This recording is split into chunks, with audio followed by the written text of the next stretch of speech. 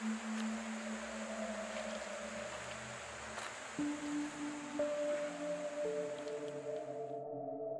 datang kembali di video Nerd in the Wood. Kali ini gue mau bahas salah satu makhluk purba yang jauh sebelum di zaman dinosaurus ada, yaitu Mastodonsaurus.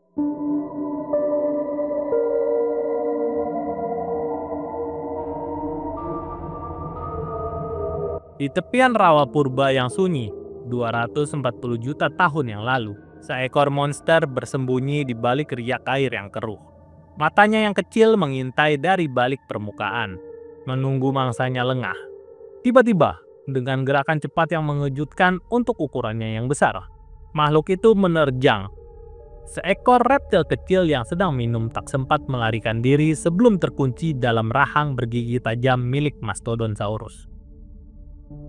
Dunia paleontologi awal abad ke-19 gempar ketika Georg Friedrich Jäger, seorang naturalis Jerman, menemukan fosil aneh di sebuah tambang batu kapur.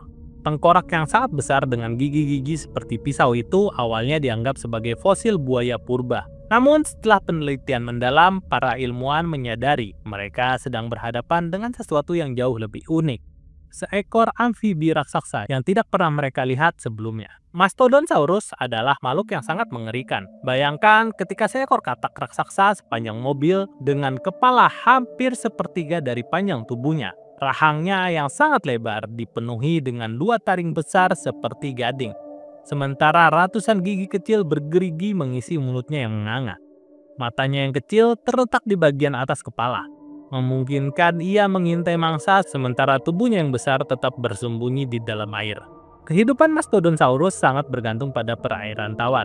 Kakinya yang pendek dan gemuk tidak dirancang untuk berjalan jauh di darat. Para ilmuwan percaya ia menghabiskan sebagian besar waktunya bersembunyi di rawa-rawa atau danau purba. Kemudian menggunakan warna kulitnya yang kemungkinan berwarna gelap untuk berkamuflase. Seperti buaya modern, ia adalah predator penyergap yang mengandalkan serangan mendadak untuk menangkap ikan, reptil kecil, atau bahkan sesama amfibi yang tidak beruntung. Yang paling mencolok dari makhluk ini adalah tengkoraknya yang luar biasa tebal. Beberapa fosil menunjukkan bekas luka dan kerusakan, bukti adanya pertarungan yang sengit antara Mastodonsaurus. Para ahli menduga mereka mungkin bertarung untuk wilayah atau pasangan, dengan cara saling menghantamkan kepala mereka yang tebal seperti banteng purba.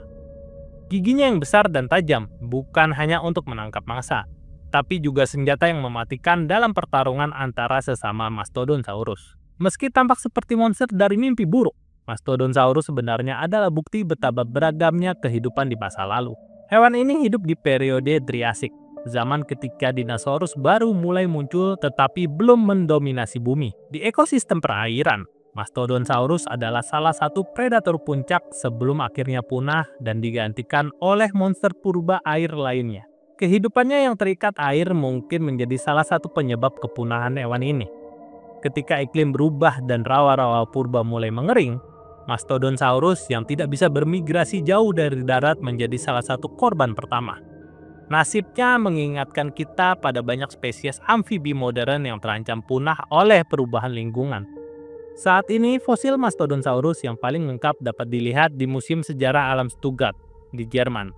Tengkoraknya yang sangat besar ini membuktikan bahwa amfibi bukan hanya menghuni kolam yang kecil, tapi di zaman dulu bisa menjadi penguasa perairan yang sangat besar.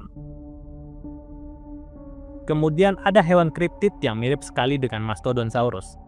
Di kedalaman rawa-rawa di Borneo yang masih perawan, tersebar legenda tentang makhluk mengerikan yang disebut crocodile frog oleh para penjelajah Eropa. Penduduk Dayak mengenalnya sebagai benyu-benyu, makhluk amfibi dengan tubuh katak raksasa berkulit buaya dan gigi-gigi tajam seperti pisau. Yang menarik, deskripsi ini secara menakutkan mirip dengan Mastodonsaurus. Penduduk lokal percaya makhluk ini hanya muncul saat rawa-rawa meluap di musim hujan.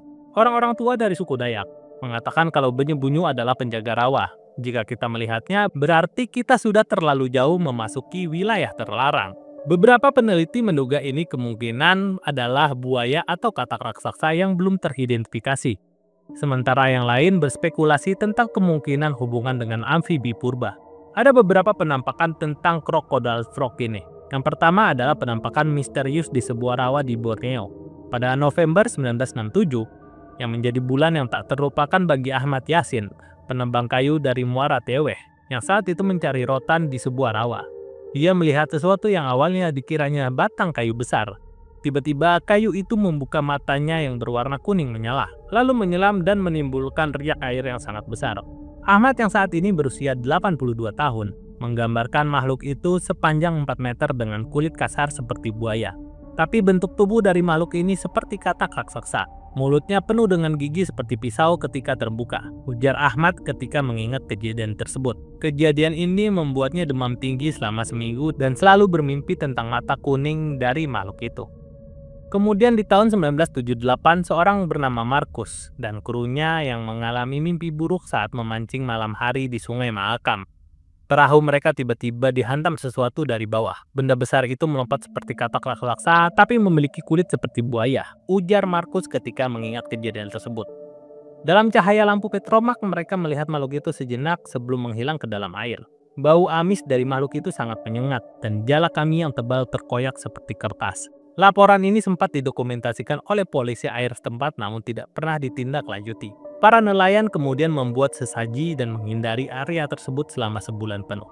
Di musim kemarau 1989, terjadi penemuan mengejutkan oleh tim peneliti Belanda di Rawa, Kalimantan Tengah. Mereka menemukan jejak kaki berselaput berukuran raksasa dengan panjang 60 cm dengan 3 jari bercakar. Dr. Van Duren mencatat jejak ini tidak cocok dengan satwa yang dikenal di Borneo.